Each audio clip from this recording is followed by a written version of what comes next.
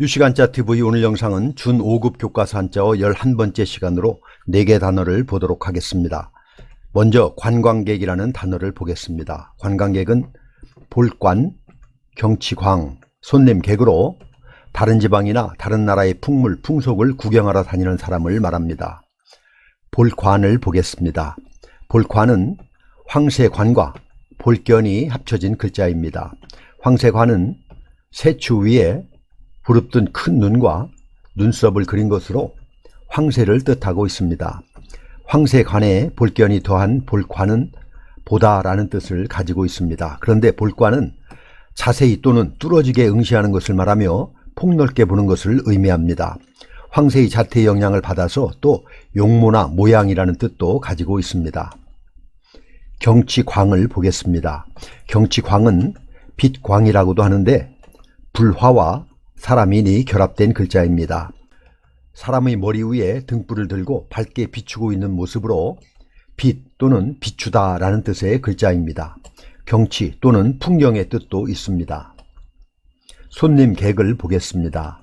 손님객은 집면과 각각 각이 합해진 글자입니다. 각각 각은 발을 뜻하는 뒤쳐져올 치와 입구가 결합된 글자로 입구로 들어서는 발을 그렸습니다. 그래서 집면과 각각 각이 합해진 손님객은 집에 누군가가 찾아오는 모양을 표현한 글자로 손님이나 나그네의 의미를 가진 글자입니다.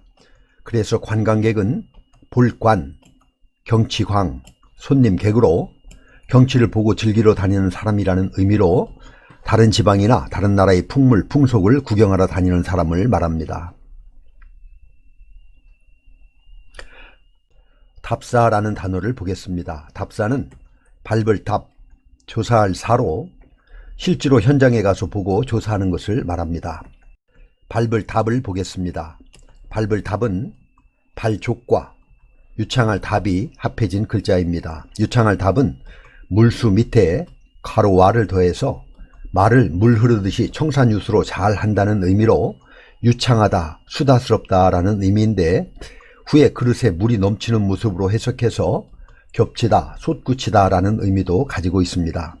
겹치다 라는 의미의 유창할 답에 발쪽이 더해진 밟을 답은 발로 겹쳐서 밟다는 의미로 밟다, 밟아 누르다 하는 뜻이고 또 여러 번 밟고 지나갔다는 의미에서 살피다, 조사하다 라는 뜻도 가지고 있습니다.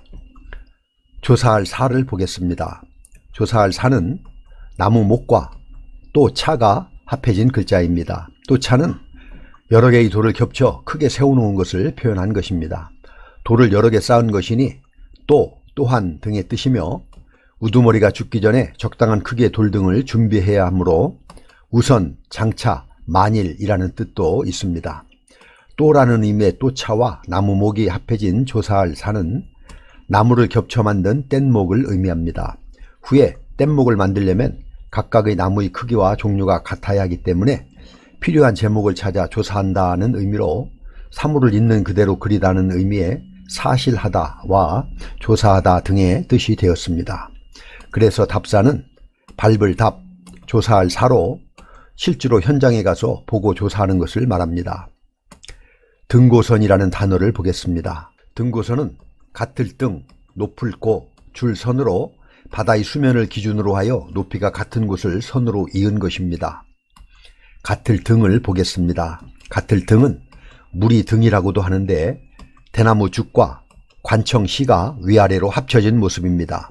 여기에서 대나무 죽은 대나무를 잘게 쪼개서 이은 죽간을 의미합니다. 죽간은 종이가 없던 시절 기록하기 위해 만들었던 종이 대용품이었습니다. 관청 시의 금문을 보면 이런 모양입니다. 위는 발을 의미하는 그칠 지이고 아래는 손을 의미하는 마디촌이 그려져 있습니다.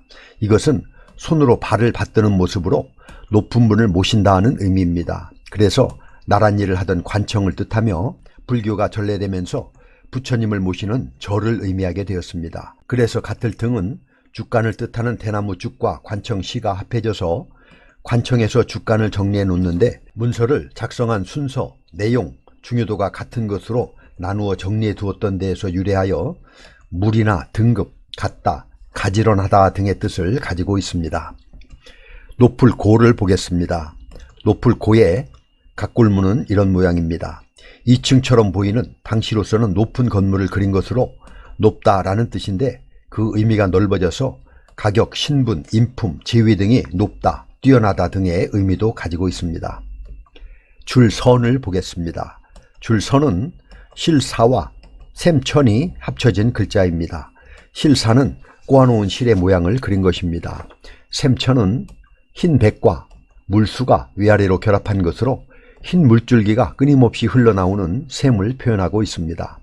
그래서 줄선은 실사와 샘천이 합쳐져서 샘에서 물줄기가 끊임없이 나오듯이 줄이 길게 나온다는 의미로 줄이나 선, 그어놓은 금이나 줄을 의미합니다. 그래서 등고선은 같을 등, 높을 고, 줄선으로 바다의 수면을 기준으로 하여 높이가 같은 곳을 선으로 이은 것입니다.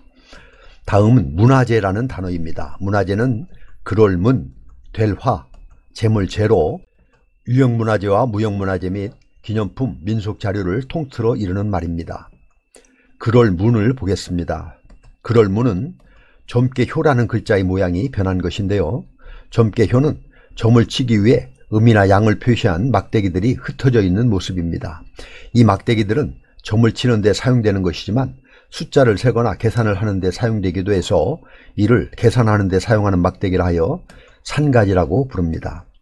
이 산가지에는 음 또는 양의 문양이 새겨져 있어서 그래서 문양이나 문이라는 의미를 가지고 있었는데 시간이 흐름에 따라 글자, 문장 또는 꿈이다라는 의미를 가지게 되었습니다.